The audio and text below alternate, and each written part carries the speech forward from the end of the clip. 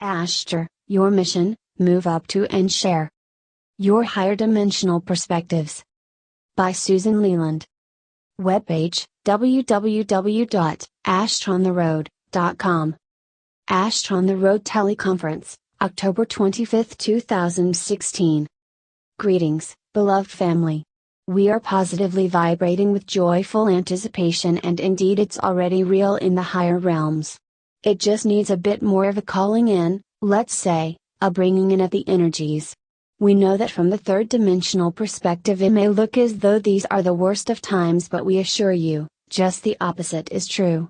These are indeed the best of times because you have decreed that this is so. But as with any changes, major, literally earth-shaking shifts, never before has there been such a shift, in fact, on planet Earth. It is only a natural kind of a consequence that there be some chaos, and some disruptions and disturbances. Nevertheless, we can assure you that the consciousness is rising steadily, and while, of course, it has more to go on a collective basis, that's not so very far. And so do whatever you can do individually and together, most particularly within this Ashtar on the Road family, to further call in the high energies, to further express only love and all that comes from love in all of your thoughts, words and actions, or at least as many of them as you can. And why do we say that? Well, we love you so much, and we love you for your humanity. That's right. You wear a special badge of honor, each and every one of you, in your energy fields, because you have had the courage to come from the light into the bodies that you now occupy. And yes, we know that there are some discomforts for almost all of you in these bodies, and that again is a part of the necessary changes. It is bringing up for you those last little bits of old, let's say, outdated, outworn, no longer useful to you, bits and pieces which are of such third dimensional, or I will say low vibration, that this is your moment to transformationally, transmute, or delete or release them, however you choose to say it. Basically what I'm saying is, it's over, Rover. These low energies don't serve you anymore. They serve the dark ones that humanity has been serving through all these eons of time. So give them to them, if you want. Send them their way with love and transformational transmutation, so that they arrive to them as more love. That is a gift unto itself, because it will help them to discern what is within themselves, that is no longer appropriate for them to be carrying, in the way of these energies. Now, we know, there are some who are so much in the genetics of the ones that these masters have called the invaders, the reptilians, that they have absolutely no desire to become light beings themselves. They want to perpetuate the dark. When they see or feel that you are going in the opposite direction, in other words, going for the light and going for 100% light in all of your beings, it helps them to understand that their grip is loosening. And as more and more of humanity engages in this particular kind of clearing, or uplifting, however you want to call it, it is that reality will ultimately set in. And it may not need to wait until the moment that they find themselves chained and being removed from the stage. However it happens, you need not dwell on that. Cleanse yourselves, clear yourselves, go for the light in every moment that you possibly can focus upon so doing. And know that collectively and individually you're getting there. And where is this that you're getting to? Why, it's the destination that you came here to get to. It is for you, the holders, the bearers, the keepers and the beamers, as I like to say, of love light, to be very clear about what you have come here to do. And in its simplest and most refined essence, it is to do just as I have said, to fill yourselves with the love light and beam it forth. And so there are ways that you can do this even more. And simply connecting with each other is certainly a way to do it. But whether you do that, or whether you connect with all of the love light in your beings and then call in more, you can bring your guides in to assist, and most certainly your higher dimensional selves, which, after all, are pure love light, and anyone else you wish to call upon. And indeed you can do one thing in one moment and another way in another, it is to focus. This is your primary mission. And what will come from this?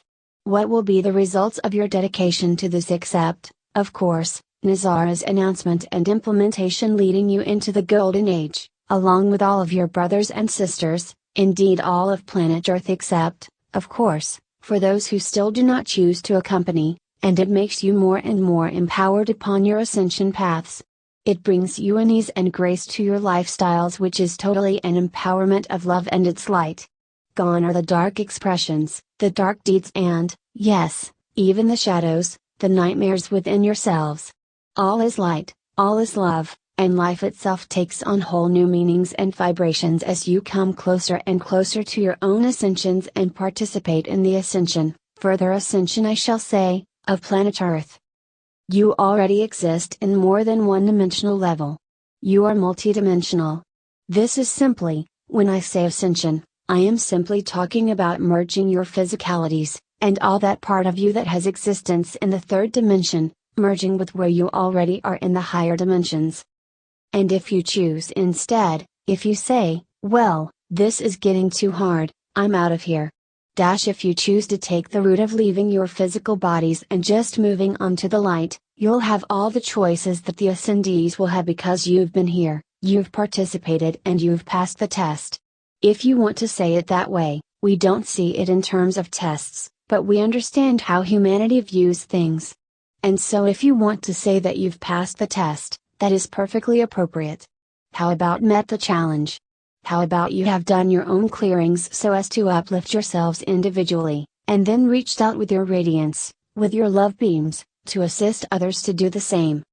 Now, a way of charting your progress along the way, for those of you who like to take measurements and have progress reports and all of those kinds of things, and there is actually a joy in occasionally looking back, at perhaps an attitude that you find you no longer have. Let us say that you are walking down the street and you meet someone, who in the past used to trigger something inside of you, whether you had a specific name for it or not, or just a feeling that you didn't care for that person's energy to be mingling with your own. And so in days past you might even have crossed the street in order to avoid meeting, and now you meet here, and you feel a joyful freedom. You don't have those feelings anymore. They're gone.